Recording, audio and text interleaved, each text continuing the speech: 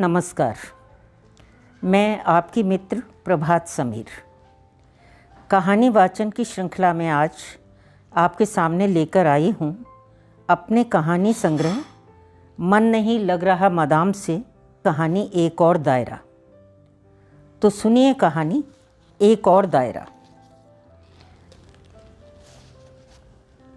मामा phone पर कह रहे थे, तूने अगर अपनी मामी के ख़त और उसकी कसम के सहारे मुझे ब्लैकमेल न किया होता तो मैं यहाँ 3 महीने तो क्या 3 घंटे भी न बिताता। उनका गुस्सा किसी तरह भी कम होने पर नहीं आ रहा था। मामा यानी मेरी माँ के मुंह बोले भाई। माँ की उंगली पकड़कर मैंने जो उनके घर में जाना शुरू किया तो आज तक भी वह क्रम वैसा ही बना रहा। मामा और मामी के रिश्ते को परिभाषित करने के लिए त्याग, स्नेह और समर्पण जैसे शब्द भी कम पड़ते थे। मामा की मामूली सी नौकरी को लेकर मामी जितनी गर्वित रहती थीं, उनके रिटायरमेंट को लेकर उससे भी ज़्यादा अभिभूत थी। रिटायरमेंट के दिन पहनाई गई फूल मालाओं को ज्यों का त्यों गले में डाले 2-4 उपहार हाथ में लिए हुए मामा जब मामी के सामने जाकर खड़े हुए तो वे उनकी नज़र उतारने को दौड़ी, फिसली और चोट खा गई। उस दिन उनका गिरना उनके स्वास्थ्य के लिए एक बहाना बन गया। दर्द की तेज़ लहरों से बिलबिलाती हुई मामी की अंदरूनी चोटों की खोज में जुटे डॉक्टरों ने उनके अंदर पनपती diabetes, high blood pressure, arthritis जैसी कई और बीमारियों को भी ढूंढ निकाला। मामी की शारीरिक अक्षमताएं बढ़ने लगीं। मेरा दिल ये सोचकर डूबने लगा कि उन दोनों का 35-40 साल का इतना उदाहरण योग्य रिश्ता कहीं ऊब, खींच और विरक्ति के रास्ते से गुजरता हुआ कोई भयंकर रूप न पकड़ ले। लेकिन इन बदले हुए हालातों ने उन दोनों को तो और भी करीब लाकर खड़ा कर दिया। मामा का दिन मामी को योग और प्राणायाम के सहारे स्वस्थ कर लेने के संकल्प से शुरू होता। किताबों के शौकीन मामा कुछ कुछ पढ़कर मामी को सुनाते। मामी शायद बहुत कम समझ पाती, लेकिन सुनने में पूरा सहयोग देती।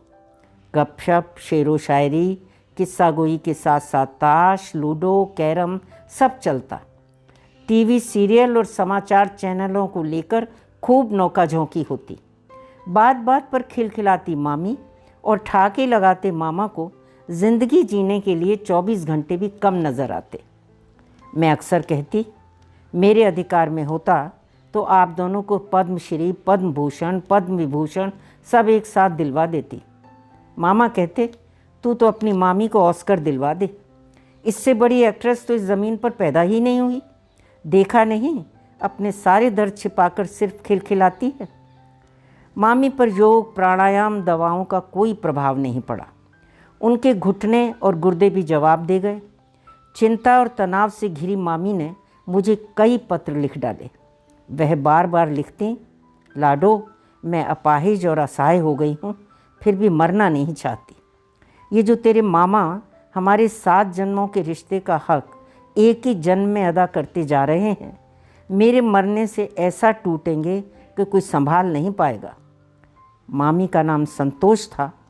उन्होंने यहाँ तक लिख डाला, मेरा वश चलता तो किसी मिट्टी की संतोष में प्राण फूंककर यहाँ बिठा जाती और चैन से मरती। ये पत्र मामी की मौत के संदेशवाहक थे।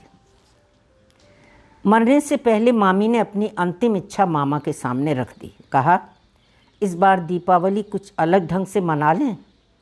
अपने बेटे बहू के साथ मिलकर मामा ने अनूठे आयोजन सोच डाले। ये तो मामी थीं कि दीपावली की सुबह बिस्तर से ही नहीं उठ पाई। मामी की इच्छा पूरी न कर पाने का बोध लिए हुए मामा सदमे में आ गए।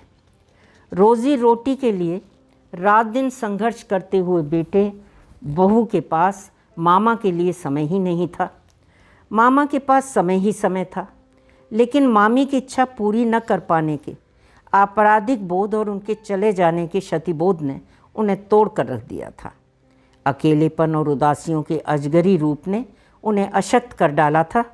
मैं फ़ोन पर कहती, वह घुमा फिराकर एक ही बात कहते, एक खरोंच मेरे मन में है कि तेरी मामी के लिए कुछ न कर सका।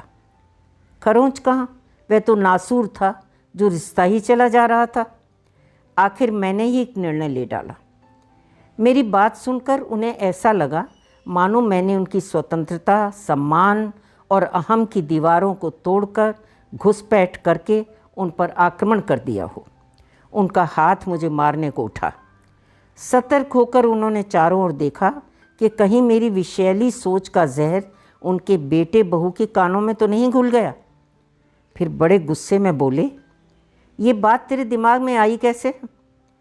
मैंने परवाह किए बिना ओल्ड एज होम में जाकर रहने की एक बात फिर से दोहरा दी। वह बड़े घृणित भाव से बोले, मेरे पूरे ख़ानदान में आज तक कभी कोई ओल्ड एज होम में जाकर रहा है? वह बुदबुदाते जा रहे थे। ऐसी बेइज्जत जगह पर जाकर रहूं और अपने बच्चों की भी थू थू करा दूं? बेइज्जत जगह? हाँ हाँ, बेइज्जत जगह। मैंने पहले उनके फ़ोन कॉल्स की टेप चलाई। एक ही वाक्य हवा में तैरने लगा। लाड़ों में अकेला पड़ा हुआ। उन्होंने खटाक से टेप बंद कर दी। बड़े उग्र होकर बोले, अकेला ना पड़ा रहूं तो क्या इस उम्र में हल चलाऊं? मैंने बिना देर किए मामी के खत उनके सामने रख दिए और कह ही डाला, हल नहीं चलाएं, अपने हम उम्र साथियों के साथ ज़िंदगी जिएं। वह पत्र पढ़ते रहे और रोते रहे। मैंने एक बार फिर चोट की। मामी जीवित रहीं तो बीमारी ने उनके शरीर का चैन छीना। अब आपने उनकी आत्मा को बेचैन करके रखा है। मामा ने बड़ी दयनीय दृष्टि से मुझे देखा। आखिरकार सिर्फ 3 महीने के लिए किसी सैलानी की तरह ओल्ड एज होम जाने को वे तैयार हो गए। विदा करते हुए हाथ पकड़कर मैंने चुटकी ली। इतने रोमांटिक शेर आज भी आपके होठों पर थिरका करते हैं। क्या मालूम वहाँ भी मामी की तरह सुनने वाली कोई सही कदरदान मिल जाए। मामा ने हाथ झटका। बकवास मत कर, अपना वायदा याद रख। दीपावली से पहले उन्हें वापस घर ले आने का वायदा करके मैं लौट ली।